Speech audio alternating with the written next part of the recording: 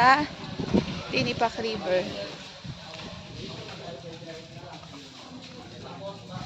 Ay, meron pa pala dito. Kami ngayon sa barangay para mag-register at kumuha ng tour guide papunta sa Tinipak River.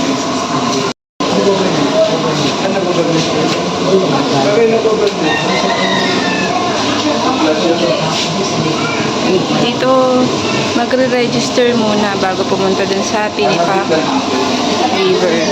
So 225 ang registration per tao, and then 500 pesos for the tour guide naman. Good for 5 person yun. Good morning. Ayan yung tour guide. Welcome po sa Barangay Daraitan. Ako po inyong magiging gabay, Cheryl po.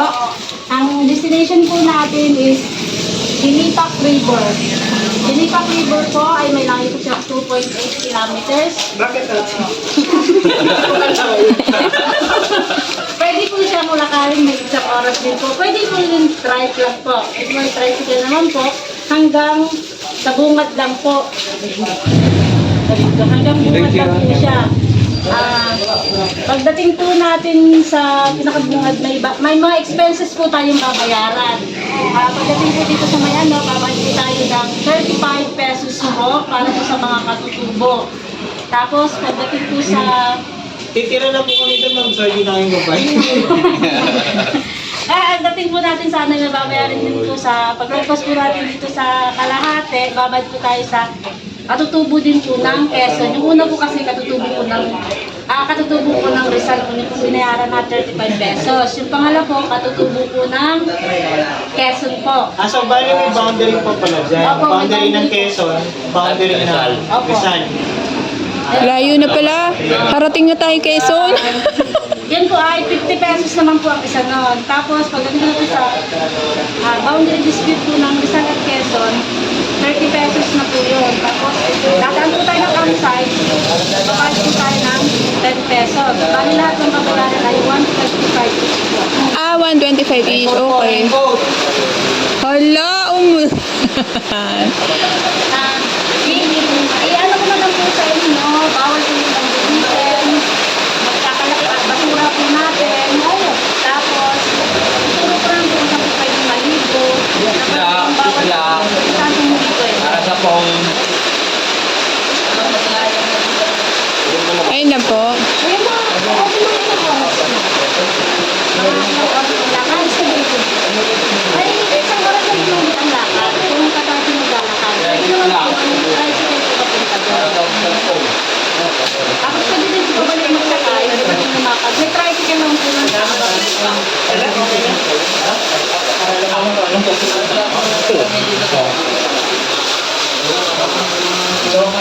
hindi ko na rin ipag-iul na. Ayun na po, ate. Ayun lang po. Okay po. Kaso umulan. Nandito na kami sa Tinipak River.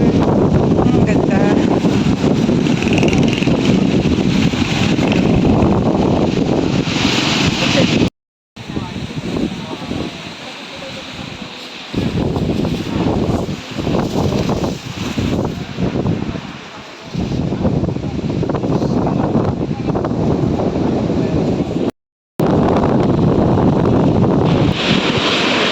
Ay, ang ganda ng mga bato. Medyo mahirap maglakad.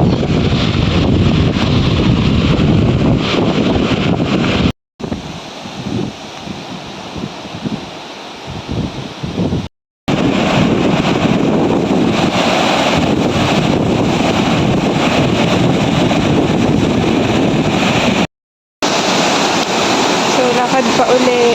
Papunta pa sa dulo. Ang gaganda ng mga bato. Medyo malakas nga lang ang agos ng tubig. Parang hindi siya advisable na maligo sa river. Malakas kasi yung current.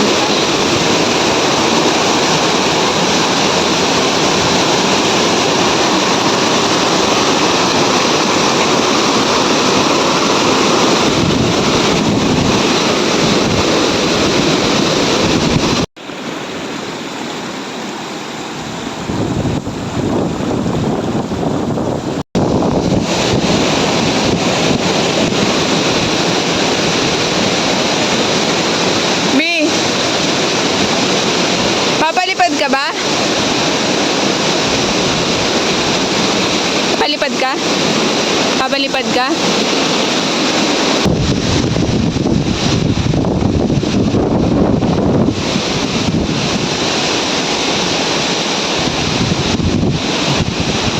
Wala, lalaki ng bato. Ngayon, so nilagyan lang nila ng lupa, tsaka ng lupa na nasa sako para may way na mas madaling lakaran. Ayan, so meron din improvised na sementadong lakaran dito sa gitna ng mga bato. Ayan, para hindi mahirap yara sa mga tourist na maglakad. Ayan, nilagyan nila ng sementadong walkway. Ang ganda guys, dito sa Daraitan. So, dito lang kami sa Tinipak River. Hindi na namin kayang pumunta sa Mount Daraitan kasi kulang na rin sa time. Siguro next time sa Mount Daraitan naman. Pag-aakyat nga lang, medyo mahirap pag sa tuktok ng Mount Daraitan. Huwag ka masyado sa gilid.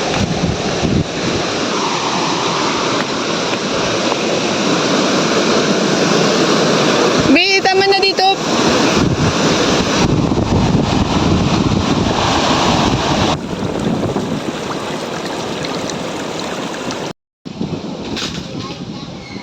Sila yung mga katutubo ng Rizal at Quezon Province. Ayun guys, andito na kami sa Nagkarlang, Quezon.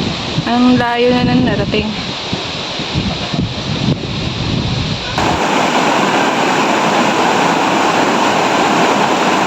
Nung kami mo sa may gitna.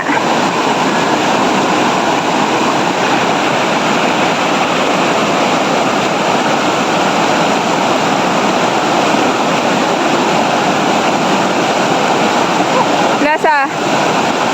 Make sure guys na magbaon kayo ng tubig kasi malayo ang lalakarin. Tiyak na mauuhaw kayo. Although meron namang part ng ilog na pwedeng pag-inuman daw, malinis daw yung tubig. Be. O, ligo ka na, Be. Ha? Ligo ka na. Hindi. Dito tayo sa ano ba to? Nagkarlan? Nagkarlan? Quezon, hindi ba Nagkarlan Laguna yun? Yata. Ate, ano po tong lugar? Nagkarlan, Quezon? Narbak yata nakalagay eh. Narbak, no? Nakar? Nakar pala, nakar. Nakar, Quezon. Kala ko Nagkarlan kasi Laguna yun.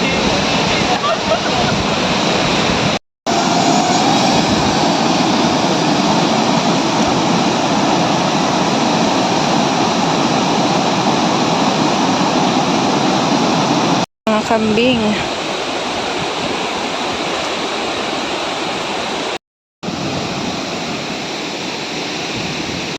Ay, so babalik na kami sa aming campsite.